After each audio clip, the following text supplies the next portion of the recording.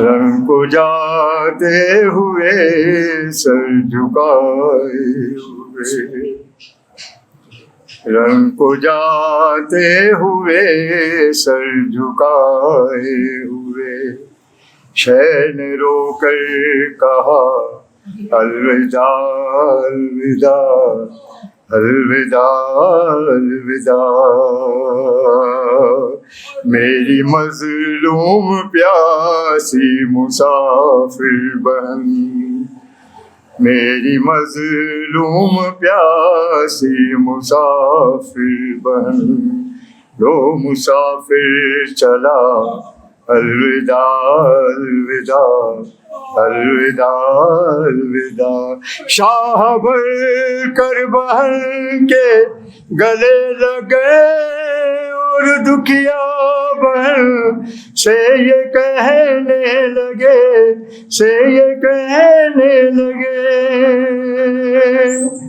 میری مظلوم پیاسی مسافر بہن، میری مظلوم پیاسی مسافر بہن، تیرا حافظ خدا الوداع الوداع الوداع الوداع،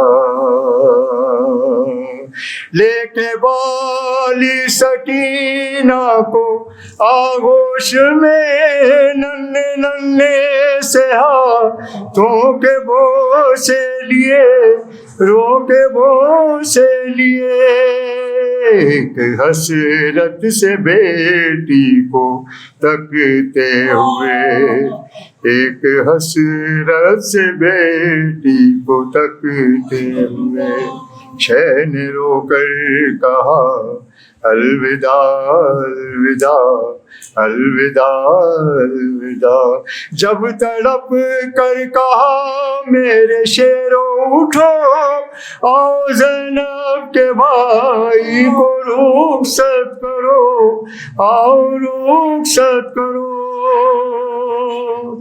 ایک ایک لاش بے سر سے آئی صدا، ایک ایک لاش بے سر سے آئی صدا، تو مسافر چلا الوداع الوداع الوداع الوداع، آیا خیمے سے باہر جو مولا میرا، بھائی بیٹا بھتیجا کوئی بھی نہ تھا، ہائے کوئی بھی نہ تھا، ایک حسرت سے چاروں طرف دیکھ کر، ایک حسرت سے چاروں طرف دیکھ کر، شہ نے خود ہی کہا الوداع الوداع الوداع الوداع الوداع الوداع الوداع الوداع، بر محمد و آل محمد صلوات اللہ۔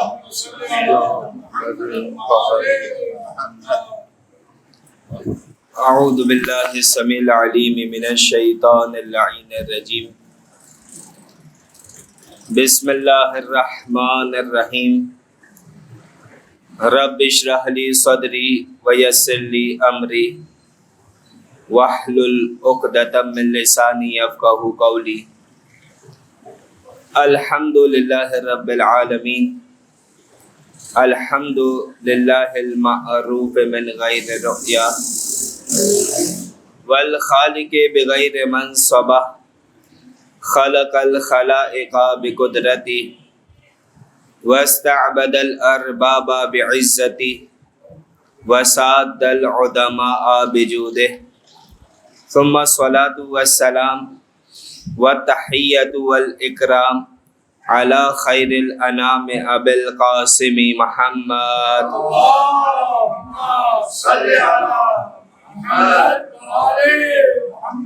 وعلی آلہ الطیبین الطاہرین المعصومین المظلومین المیامین المنتجبین المنتخبین، سیما بقیت اللہ الاعظم روحی و ارواحنا لتراب مقدمہ الفدا، اللهم عجل لوليك الفرج واللعن الدائمة الباقية على أعدائهم أجمعين من يوم عداوتهم إلى قيام يوم الدين.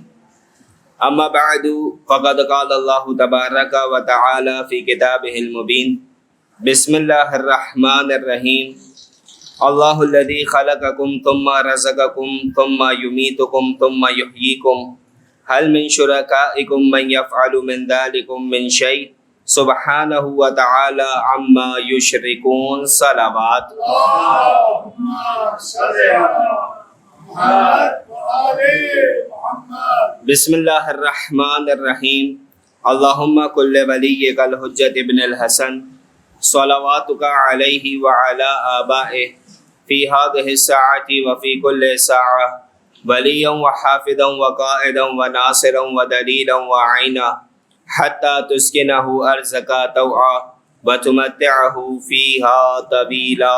صلوات. اللهم صل على محمد وآل محمد.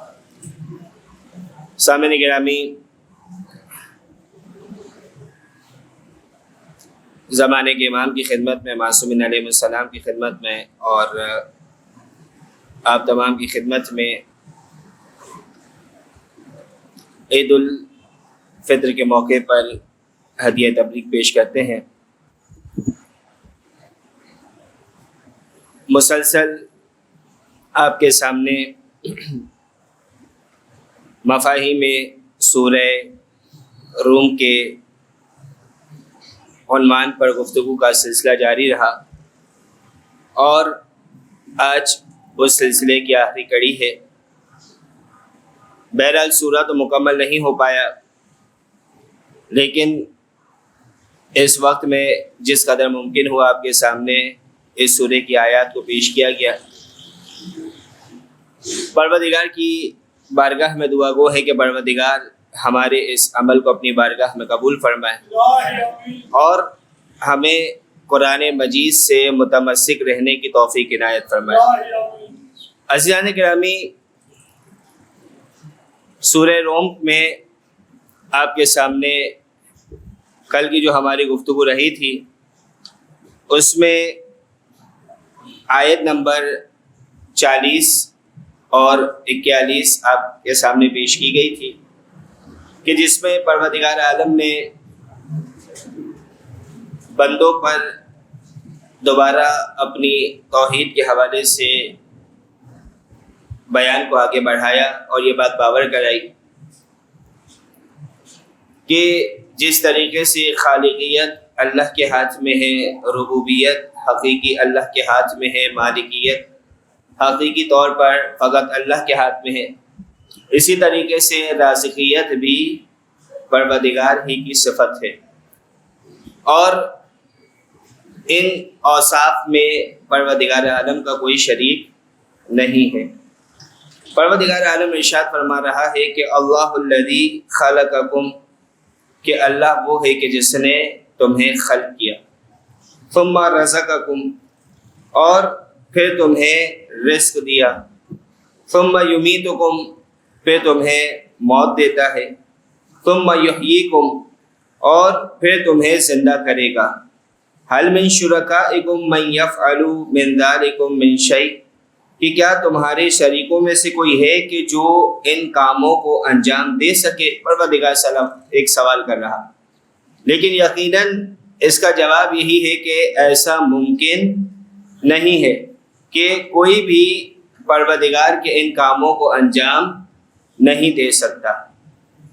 سبحانہ و تعالی عما یشرکون، کہ پاک اور بالاتر ہے وہ ذات اس شرک سے کہ جو یہ لوگ کرتے ہیں، یعنی پروردگار کی ذات میں کسی کو شریک قرار دینا، اس سے پروردگار کی ذات بہت بالاتر ہے۔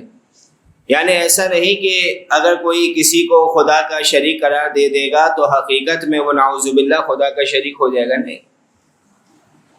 کسی کو شریک کہہ دینے سے، کسی کو نعوذ باللہ خدا کہہ دینے سے وہ پروردگار کے مقابلے میں نہیں آ سکتا۔ اس سے بہت بلند پروردگار کی ذات ہے، اس سے بہت بالاتر خدا بند عالم کی ذات ہے۔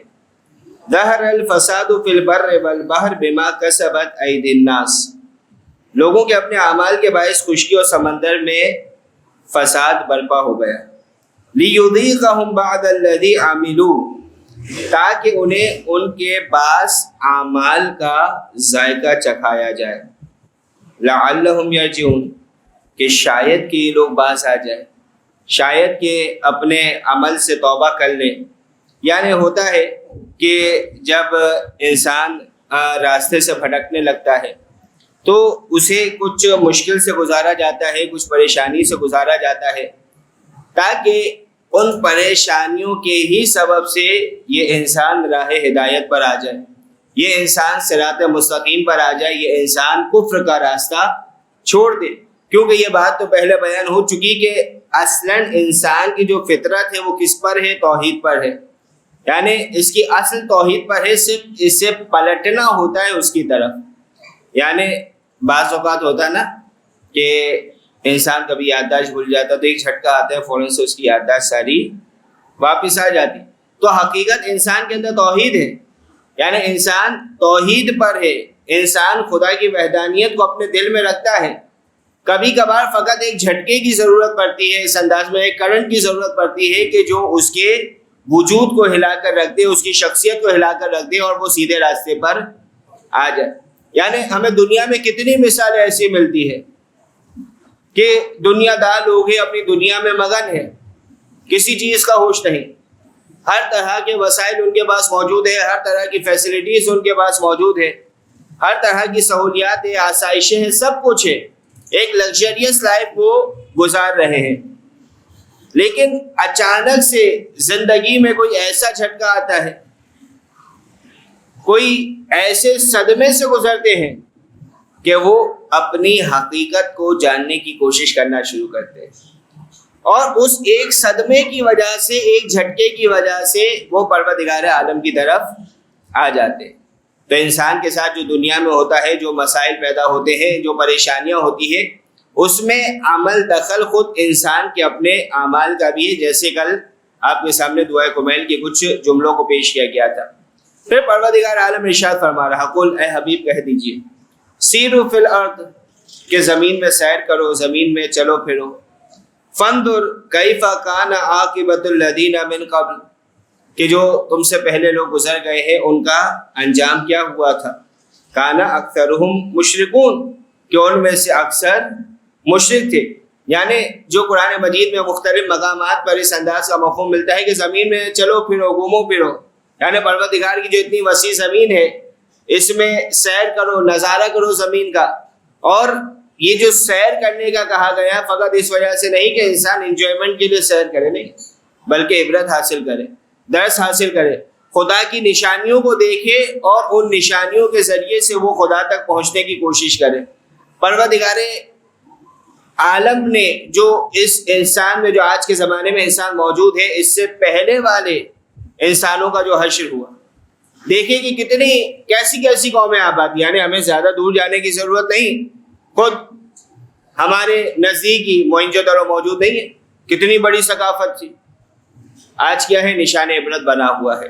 یعنی جب انسان جاتا ہے واقعا جو نظام زندگی آج کے زمانے میں ان کا ظاہر ہو رہا, حقیقت میں کیا تھا اللہ عالم. یعنی اتنے ہزاروں سال پہلے کی کوئی تصویریں تو ہمارے سامنے نہیں پیش کر سکتا کہ ہم جان سکیں کہ وہ کیا کرتے تھے, کیسے رہتے تھے, کیسے زندگی گزارتے تھے, نہیں معلوم. لیکن فقط جو ظاہر میں ہمیں نظر آ رہا, جس طرح کی مطلب تعمیرات ان کی نظر آ رہی, یا جو رہن سہن کا طریقہ کار تھا, یا جس انداز کی گلیاں تھی, یا جس طریقے کا ڈرینیج سسٹم تھا, جب ان ساری چیزوں کو انسان اپنی آنکھوں سے دیکھتا ہے تو اسے احساس ہوتا کہ کتنی متمدن قوم تھی, تمدن میں کتنا آگے تھے, ثقافت میں کتنا آگے تھے. آج فقط نشان عبرت بنے ہوئے ہیں, آج فقط عبرت کا نشانہ بنے ہوئے ہیں تاکہ لوگ انہیں دیکھیں اور یہ سوچیں کہ یہ دنیا سب کچھ نہیں ہے, بلکہ یہ دنیا فقط آماجگاہ ہے, یہ دنیا فقط گزرگاہ ہے, یہ دنیا فقط گزرنے کی جگہ ہے, ہماری حقیقی منزل کچھ اور ہے. اور بجائے اس کے کہ اپنا سب کچھ انسان صرف کر دے اس دنیا کو بنانے کے لیے, جو حقیقی منزل ہے, جو حقیقی ٹھکانہ ہے, جو حقیقی منزل ہماری ہے اس کے لیے ہم اپنے آپ کو تیار کر لیں۔ پھر پروردگار فرما رہا فَأَقِمْ وَجْهَكَ لِلدِّينِ الْقَيِّمِ، پہلے کیا کہا تھا؟ لِلدِّينِ حنیفہ، اب کیا کہا کہ اپنا رخ محکم دین کی طرف مرکوز رکھیں۔ من قبل ان یاتی یوم، اس سے پہلے کہ وہ دن آ جائے، لا مرد لہ من اللہ یومئذ یصدعون،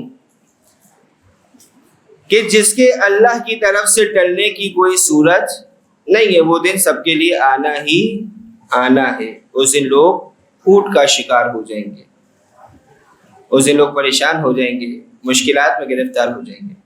یعنی پہلے ہی پروردگار انسان کو وارن کر رہا ہے، تنبیہ کر رہا کہ پہلے ہی جو دین قیم ہے، خالص دین ہے، حقیقی دین ہے، دین محکم ہے، اس کی طرف رخ کر لو، اپنے دل کا قبلہ اس دین کو بنا لو، اس سے پہلے کہ پھر تمہاری جو مہلت ہے، تمہاری جو زندگی ہے، تمہاری جو سانسیں ہیں، یہ ختم ہو جائے۔ یعنی یہ حقیقت ہے، پروردگار نے باب توبہ کھلا رکھا ہے۔ عزیزان گرامی، آج ماہ رمضان المبارک کی آج شب عید ہے، ماہ رمضان المبارک گزر گیا، لیکن آج کی شب بھی ہمارے پاس موقع ہے، انشاءاللہ گفتگو کے اختتام میں کچھ بیان ہوگا۔ تو باب توبہ ایک مخصوص وقت تک کے لیے پروردگار نے کھلا رکھا ہے، اور بظاہر ہمیں وہ وقت بہت زیادہ محسوس ہوتا ہے، کیوں؟ جب تک آنکھیں بند نہیں ہو رہی اس وقت باب توبہ کھلا ہے۔ لیکن کیا ہم میں سے کوئی کھڑا ہو کر یہاں دعویٰ کر سکتا ہے کہ مجھے اس دن سے پہلے موت نہیں آنی؟ یعنی مجھے 50 سال سے پہلے نہیں آنی، 20 سال سے پہلے نہیں آنی؟ بھائی اگلے لمحے، اگلے لحظے کے اعتبار سے کوئی دعویٰ نہیں کر سکتا کہ کب موت کا فرشتہ آ جائے اور داعی اجل پر انسان کو لبیک کہنا پڑ جائے۔ نہیں، انسان کوئی دعویٰ نہیں کر سکتا۔ لہذا باب توبہ تو کھلا ہے، لیکن کہیں ایسا نہ ہو کہ ہمیں توبہ کی توفیق ہی نصیب نہ ہو۔ دروازہ تو کھلا ہے، ہم توبہ نہیں کر رہے، پروردگار کی بارگاہ میں خلوص دل سے حاضر نہیں ہو رہے بارگاہ عزی میں، تو اس میں پروردگار کی نعوذ باللہ غلطی نہیں ہے، بلکہ قصور ہمارا ہے کہ ہم نے توبہ نہیں کی، ہم نے اپنے گناہوں کو چھوڑا نہیں، ہم نے پروردگار کی طرف رجوع نہیں کیا، یہاں تک کہ اتنی دیر ہو گئی کہ اب توبہ کی مہلت نہیں ملی، ختم ہو گئی، توبہ کی مہلت چلی گئی۔ اور زمانہ آپ دیکھتے کیسے گزر رہا، کیا بھی وہ دن تھے کہ ہم انتظار کر رہے تھے کہ کب ماہ رمضان المبارک کا چاند نظر ہے، اور پورا ماہ رمضان گزر گیا، پتہ بھی نہیں چلا۔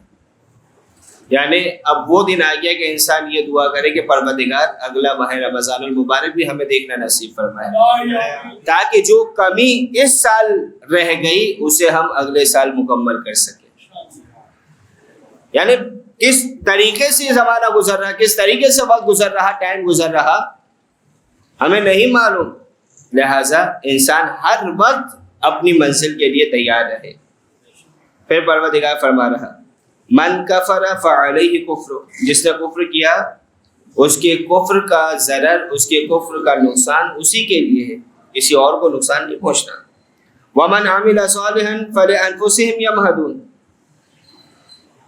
کہ جس نے نیک عمل کیا وہ اپنی ہی راہ سدھار رہے، اس سے کوئی پروردگار کو فائدہ نہیں ہو رہا تمہارے نیک عمل سے یا ہمارے نیک عمل سے، نہیں، پروردگار کو کوئی فائدہ نہیں، نہ ہماری ناشکری کا، ہمارے کفر کا پروردگار کو نقصان ہے، نہ ہی ہمارے نیک عمل کا پروردگار کو فائدہ ہے، بلکہ جو ہے وہ ہمارے اپنے لیے ہی ہے۔ لیجزی الذین آمنوا وعملوا الصالحات من فضلہ، تاکہ اللہ ایمان والوں اور نیک اعمال انجام دینے والوں کو اپنے فضل سے جزا دے۔ انہ لا یحب الکافرین، بے شک اللہ کافروں کو پسند نہیں کرتا۔ یہاں پر ایک بات قابل غور ہے، وہ یہ کہ پروردگار کیا فرما رہا کہ لیجزی الذین آمنوا، تاکہ پروردگار جزا دے، اجر دے، کسے؟ انہیں کہ جو ایمان لے کر آ گئے، وعملوا الصالحات، اور ایمان کے ساتھ ساتھ نیک اعمال بھی انجام دیے۔ لیکن جو قابل غور بات ہے وہ اس کے آگے کی بات، من فضلہ، اپنے فضل سے. یعنی یہاں پر انسان کو یہ بات باور کرائی جا رہی ہے یا ہمیں یہ بات جتلائی جا رہی ہے کہ تم جتنے اعمال انجام دے دو اس قابل نہیں ہوتے کہ تمہیں جزا دی جائے.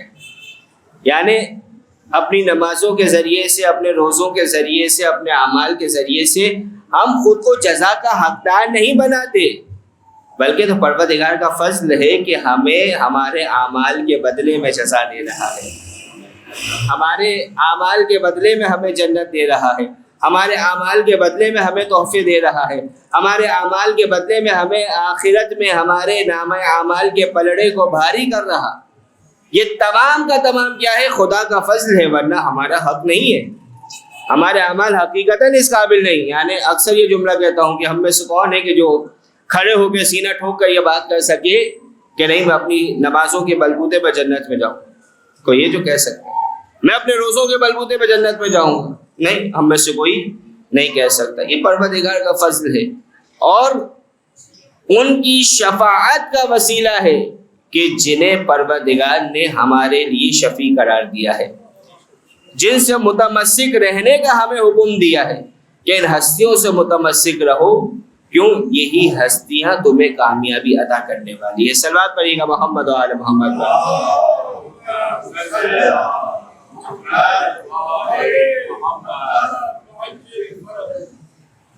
ایک اور مرتبہ صلوات پڑھیے گا محمد و آل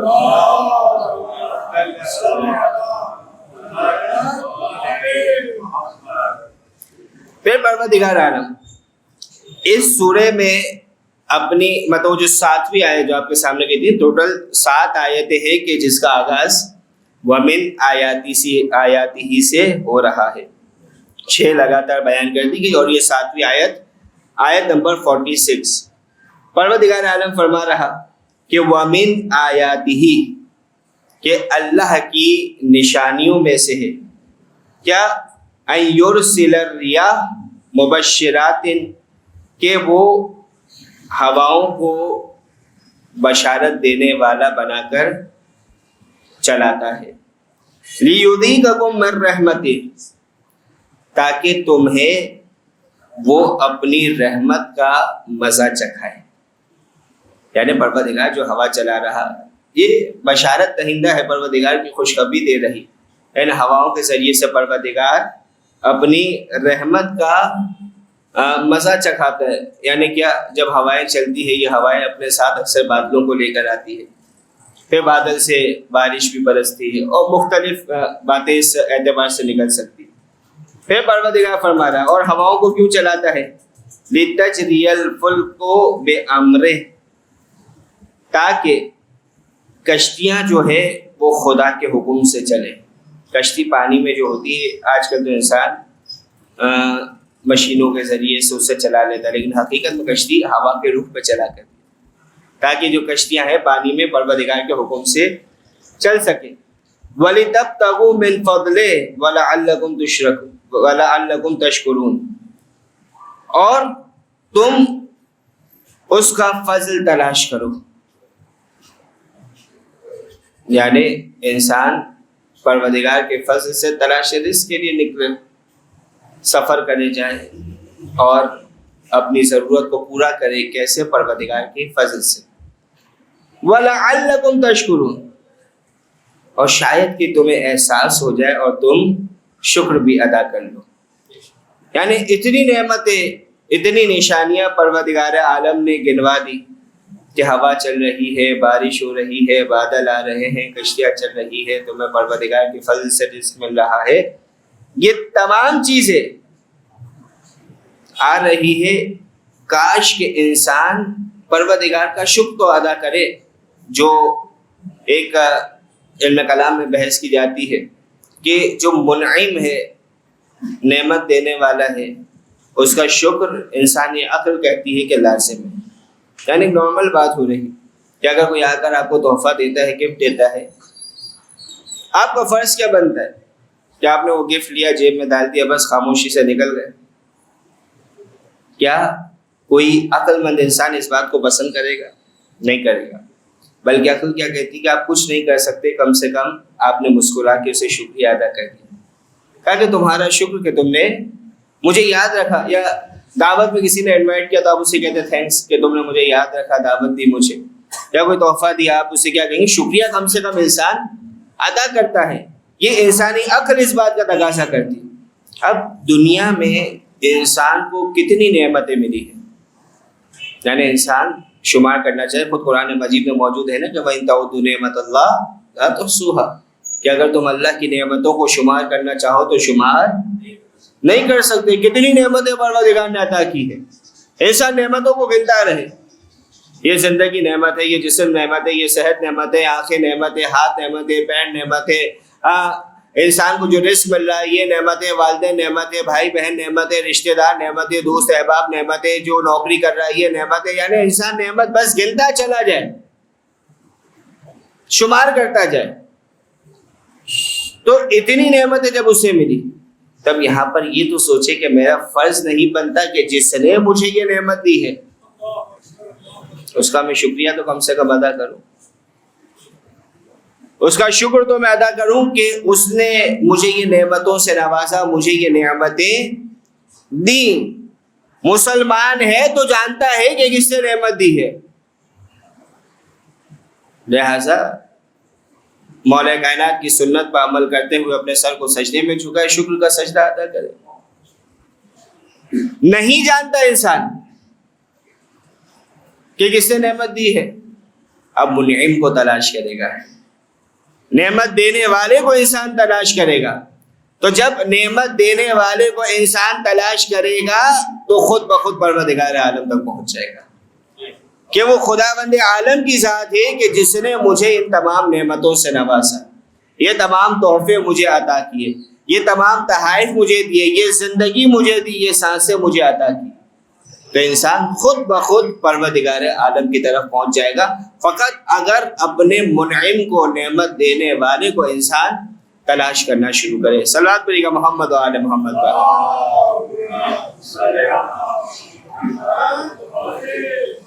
لیکن انسان اتنا ناشکرا ہے، اتنا ناشکرا کہ اکثر اپنے منعم کو یا اپنے احسان کرنے والے کو بھلا دیا کرتا ہے. انسان اکثر اپنے احسان کرنے والے کو بھلا دیتا ہے اور بہت جلد بازی سے فیصلہ کرتا ہے. بسا اوقات تو ایسا ہوتا ہے کہ جو احسان کرنے والا ہوتا ہے اسے انسان مجرم قرار دے دیتا ہے. یعنی مثال کے طور پہ ایک واقعہ آپ کے سامنے پیش کر علماء نقل کرتے ہیں، علم کلام کی کتابوں میں واقعہ بہت کثرت سے ملتا ہے کہ ایک شخص اپنے گھر سے باہر نکلا. گھر میں اب سینیریو آپ کے سامنے پورا بنا. گاؤں دیہات کا گھر تھا، گھر میں اس کا چھوٹا بچہ تھا اور اس کا حفاظتی کتا تھا، جانور. یہ گھر سے باہر نکلا جنگل میں کسی کام سے، ہاتھ میں بندوق بھی تھی. کافی دیر ہوئی، جب پلٹ کر آیا تو اسے جگہ جگہ خون کے نشان نظر آئے اور گھر کے باہر کتا بیٹھا ہوا تھا جو اس کا پالتو جانور تھا، شکاری کتا. اس کے منہ میں خون تھا، خون بھرا ہوا. اب پہلی نظر میں انسان کیا سمجھے گا کہ اس نے اس کے بچے کو نقصان پہنچا دیا. وہ بھی یہی سمجھا، غصہ آیا اسے، اس نے بندوق سے گولی اس کتے کو مار دی، وہ مر گیا. اپنے بچے کی فکر بھی تھی. بھاگا بھاگا جب گھر کے اندر گیا تو دیکھا کہ بچہ تو بستر پہ صحیح سلامت موجود ہے، اس کے برابر میں ایک بھیڑیا ہے کہ جو مرا ہوا ہے. یہاں پر اس انسان کا محسن کون تھا، احسان کرنے والا کون تھا؟ وہ اس کا کتا تھا اور اس نے اپنے محسن کو ہی مار دیا. یعنی علماء بیان کرتے ہیں جب وہ باہر آیا تو آخری سانسیں لیتا ہوا وہ جانور زبان بے زبانی میں اس سے کہہ رہا تھا کہ انسان تو فیصلہ کرنے میں کتنا جلد باز ہے کہ مارتے ہوئے یہ نہیں دیکھتا کہ اپنے محسن کو مار رہا ہے یا اپنے دشمن کو مار رہا ہے. صلوات پڑھیے گا محمد و آل محمد.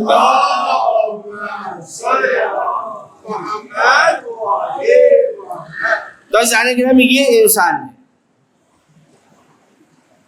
کہ بجائے اس کے کہ اپنے محسن کا شکریہ ادا کرے اپنے محسن کا ہی دشمن بن جاتا، اپنے محسن کو ہی اپنا دشمن سمجھ لیتا. تو ہمارے ساتھ یہی ہے. پروردگار نے کتنی نعمتیں عطا کی. کیا ہمارا اتنا فرض نہیں بنتا کہ جب اس کی عبادت کا وقت ہو تو اس کے سامنے اپنے سر کو جھکا دیں؟ یعنی کتنی عبادتیں. ایسا تو نہیں کہ ہمارے پاس وقت نہیں ہے، نہیں، واجبات ادا کرنے کے لیے زیادہ وقت درکار نہیں لگتا، باقی پورا دن پڑا ہے جو کرنا کرتا رہے. عزیزان گرامی، یہ انسان کی فطرت. تو ماہ رمضان گزر گیا، شب عید. عید حقیقت میں کیا ہے؟ بلکہ پہلے یہ دیکھیں کہ ہم عید کسے سمجھتے. کیا آزاد ہو گئے. جو اب تک نہیں کیا ماہ رمضان میں جن چیزوں سے خود کو روک لیا وہ تمام چیزیں کر لو. یعنی ماہ رمضان میں ہم نے خود کو جن گناہوں سے روکا، ہم ان تمام گناہوں کو عید میں حلال سمجھتے ہیں کہ جو کرنا ہے کرو. رمضان تو گزر گیا نا، ماہ رمضان تو گزر گیا، اب انسان آزاد ہے. جبکہ جیسے جیسے ماہ رمضان اپنے اختتام پہ پہنچتا ہے ہم عبادتوں میں پیچھے ہوتے چلے جاتے ہیں. یہ ہمارا دستور ہے، جبکہ ہونا الٹا چاہیے. کیوں؟ روایتوں میں ملتا ہے، مفہوم روایات یہ ہے کہ جیسے جیسے رمضان کی راتیں گزرتی ہیں پروردگار کی مغفرت اور زیادہ پھیلتی چلے جاتی ہے.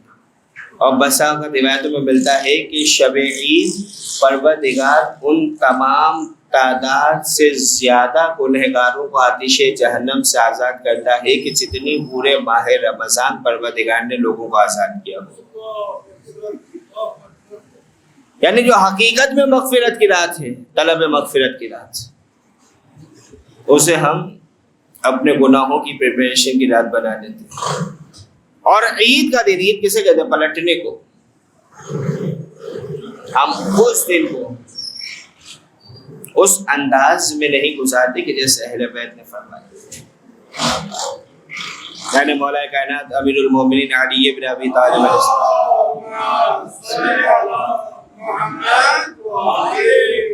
جب عید کے بارے میں پوچھا جاتا ہے مولا کیا فرماتے؟ کل یوم لا یعصی اللہ فیہ فہو عید.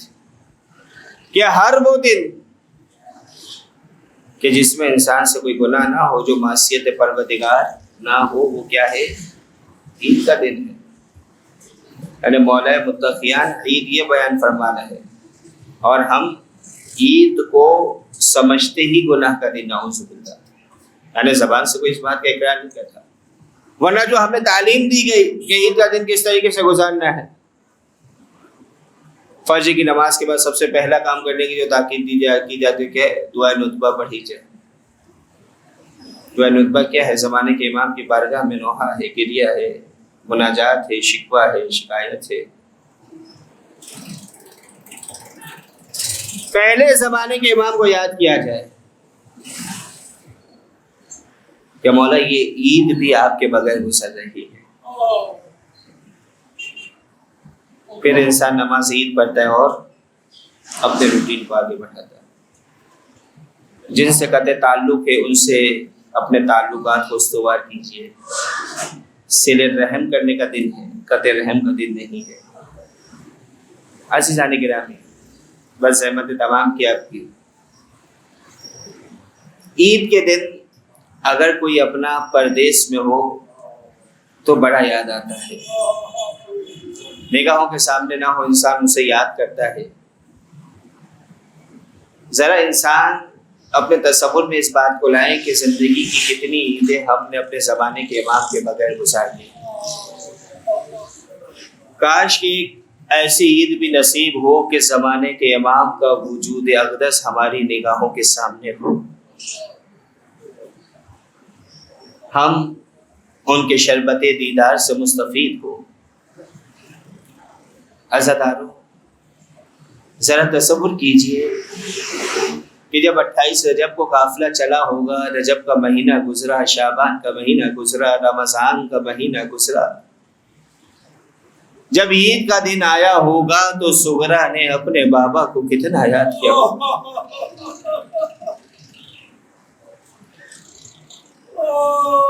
بہن نے اپنے بھائی علی اکبر کو کتنا یاد کیا ہوگا. عزادارو جانتے ہیں نا کہ قافلہ تو مکے میں تھا، سغرا مدینے میں تھی.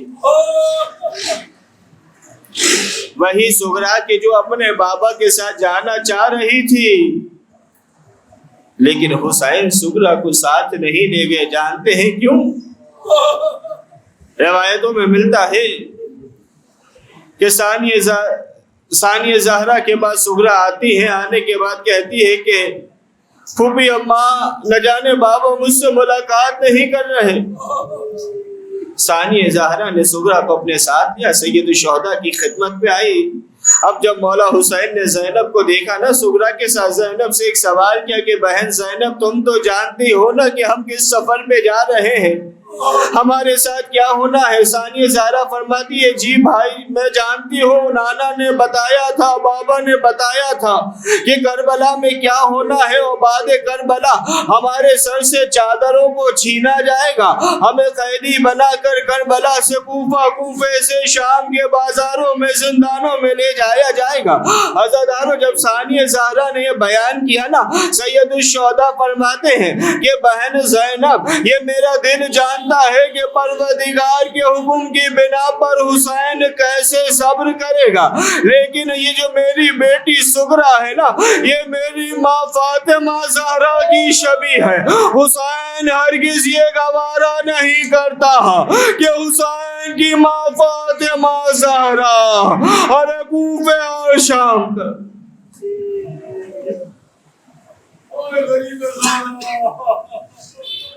الا ولعنت اللہ علی القوم الظالمین وسيعلم الذین ظلموا ای منقلب ینقلبون. بار الہ ذکر کو اپنی بارگاہ میں قبول فرما.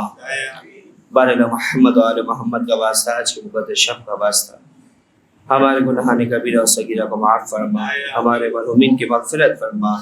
بار الہ کوئی غم نہ دے سوائے غم اہل بیت کے. بار الہ ماہ رمضان المبارک میں جو بھی عبادتیں ہم نے کی ہے، آج کی شب کے وسیلے سے ان تمام عبادتوں کو قبول فرما. بار الہ جو ہم سے کمی رہ گئی ہے اسے اپنے فضل سے پورا فرما دے. بار الہ اگر اب تک ہمارا نام ان افراد میں شامل نہیں ہوا کہ جنہیں تو نے آتش جہنم سے نجات دی، تو ہمارا نام ان افراد میں شامل فرما دے. بار الہ آج کی شب کا واسطہ دیتے جو بھی مومنین و مومنات بیمار ہیں، خصوصاً جنہوں نے دعاؤں کے التماس کیے، تمام کو شفا کاملہ و عاجلہ عنایت فرما. بار الہ آج کی شب کی سب سے بڑی دعا کہ ہمیں ایسی عید دیکھنا نصیب فرما کہ جس میں زمانے کے امام کا وجود ہماری نگاہوں کے سامنے ہو. بار الہ اور ہمیں ان کے آبان و انصار میں شامل فرما. سورہ فاتحہ گزارش برائے مرحوم حاجی غلام حسین فاضل محمد جابان واشنگ والا، جینا بھائی سوجا غلام حسین اور رشتہ دار مرحومین، غلام حسین شریف، فاطمہ بھائی محمد علی، زہرا بھائی بنت غلام حسین، لیلا بھائی بنت غلام حسین، سید حسن نواب، کریم بھائی فاضل، فاطمہ بھائی علی حسین، کریم بھائی قاسم علی، قمر الدین وکیل، سکینہ بھائی جعفر علی وکیل، سلطان علی، نور علی، حیدر علی ترابی، مشتاق علی، قاسم علی مرزا، سیدہ مشتاق علی مرزا بندے خدا کے مرحومین، محسن علی، اکبر علی دیویکا والا، اشرف النساء بنت راجن پردھان، روشن علی، بچو علی مامدانی، فاطمہ بھائی ہرجی، ممتاز ماؤجی، ڈایا بھائی پریم جی، بچو علی ملجی مامدانی اور زینب بنت بچو بھائی، مختار حسین اور والدین، زہرا محمد علی اور والدین، خیر النساء پیر محمد اور رشتہ دار مرحومین اور تمام مومنین و مومنات کے مرحومین، حاضرین مجلس کے مرحومین کی ارواح کو اثار ثواب کرتے ہوئے رحم اللہ من یقرأ الفاتحہ. بسم اللہ الرحمن